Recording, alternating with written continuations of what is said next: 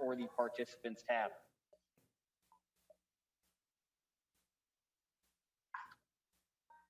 Pete, your first question today comes from Disha Thozar. Hey, Pete, how late did you guys get in last night, and how excited are you to play in front of fans today?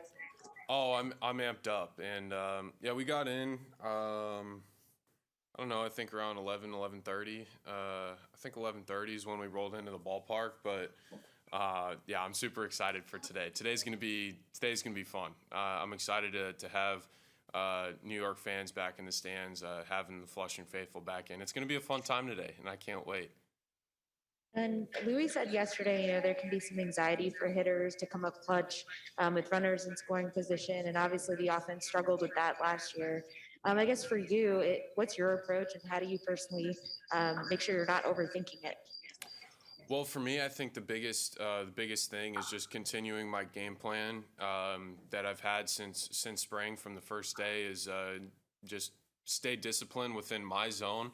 Don't swing at what the pitcher wants me to swing at, and stay disciplined, and just hit the ball hard. And when you hit the ball hard, good things happen. So if I'm disciplined within my zone, staying within myself, and just focusing on capitalizing on opportunities, then I think good things are going to happen.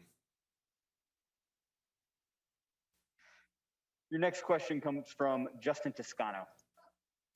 Hey, Pete, I'm curious what you've noticed about the way pitchers have gone after you the first three games.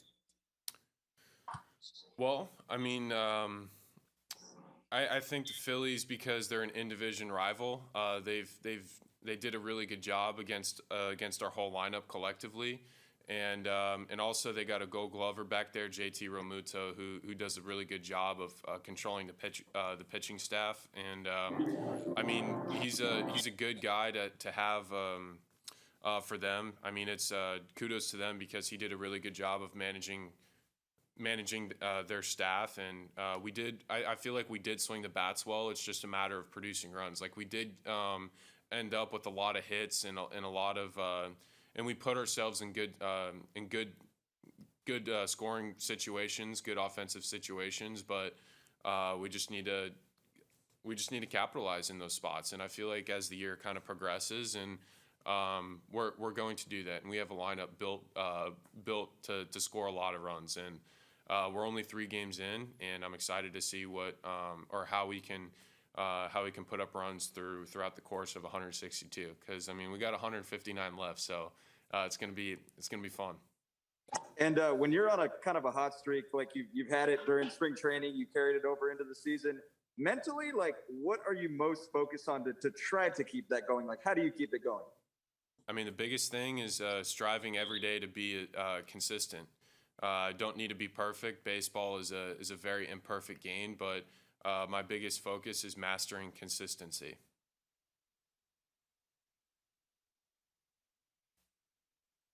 Pete, your next question comes from Jerry Beach. Hey, Pete. The 2019 finale was obviously a memorable one with Dom's walk-off.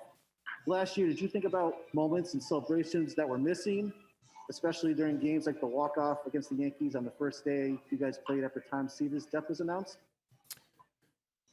Sorry, that was a pretty long question. Can you shorten that question up a little bit? Sure.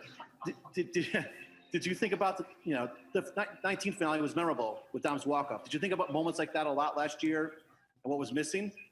Well, I don't think. I mean, there were certain parts where we didn't capitalize, but I feel like there were a lot of special moments, and I feel like that last year would be very unfair to judge a whole season, because we only played less than a third of a season. I mean, we played 60 games, and I don't necessarily think it'd be fair to say we should have did this or should have did that, because at the end of the day, 162 games, I feel like that's a marathon season. That's what really you can judge a team, because you have a proper sample size. And I think that last year there was a lot of spectacular moments and moments where we could have done better. And I feel like we learned a lot, especially last year, and dealing with COVID and the protocols and this and that. But I feel like last year it was it didn't have enough time to equal out, because because you mentioned 2019.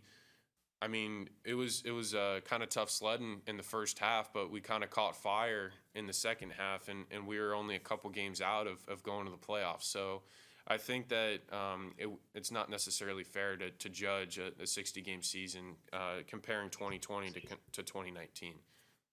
Yeah, I apologize. That was a poorly phrased question. What I meant was, did you think about the celebrations and the ballpark environment and things that were missing because there's an empty arena last year?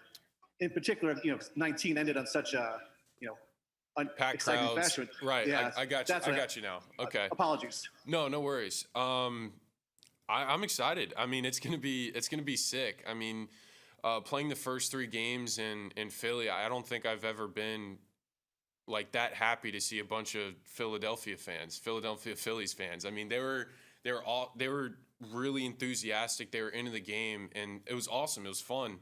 I mean, I know that they were booing us, but I mean, I miss that in a way. But that just makes me that much more excited to get back here to Queens and back home at City, because I know this place to me is extremely special, and I love playing from in front of Mets fans. And I mean, we have such an incredible fan base, and I know they're going to make a lot of noise today, and it's going to be a fun time, and I can't wait as we kind of progress here to get more and more fans back. And I feel like the game and the game of baseball, not just for us players, but the game needs the fans back in the stands, and I'm super excited, and it's going to be a fun year. It's going to be a fun 2021.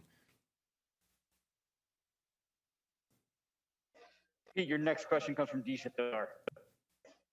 Hey, Pete, if you're comfortable sharing, are you going to be one of the players that gets vaccinated today? Well, I'll put it to you this way. I mean, I'm in a vaccine commercial, right? So I don't know. What would you say if you were in a vaccine commercial? Well, I'm asking you the question. So what would you say, since you're the one in the commercial? Well, I think that's just private medical information, and I just don't want to disclose any. And I know you got to ask the question, but if I am or I'm not, I mean, for me, I just don't want to disclose any personal medical information to the public. All right, well, just to put it generally then, how important is it for the team to cross that 85% threshold that MLB has said will relax some of the protocols? Well, I think I mean, there's a lot of guys that want to take it, and I think that there's a lot of staff and personnel and people that are tier 1. It's not just players that are for taking it. So I mean, when you say that the team, it's a whole collective thing. It's not just the players. We have staff, people in the front office, trainers, coaches. So it's the whole tier 1, tier 2 thing. It's a whole collective group, and I feel like a lot of people in Philly, we actually had a team meeting about vaccine education and stuff like that. And I feel like being presented with good quality information is always appreciated. And we have a lot of good information, and I feel like a lot of guys are going to get vaccinated, but I can't speak for everybody because at the end of the day, it's everybody's own personal decision. But I'm just happy that the vaccine is available, and if anybody wants to go get it, then they should feel free to do so. And if not, then it's their own personal decision. And I'm not here to judge anybody for if they want to get vaccinated or not, because all I want is for my teammates and my peers and my coworkers, I just want them to do what's best, what they think is right in their heart. And that's what I want for everybody. I want everybody to do what's best for what they think is what's best for them. So that's all I want. Thanks, Pete. Pete, thank you very much for your time this morning. LFGM. Thanks, guys. Members of the media, this concludes today's pregame Zoom session. We will be back with the link for Rojas availability following the game, as well as player availability. Thank you very much.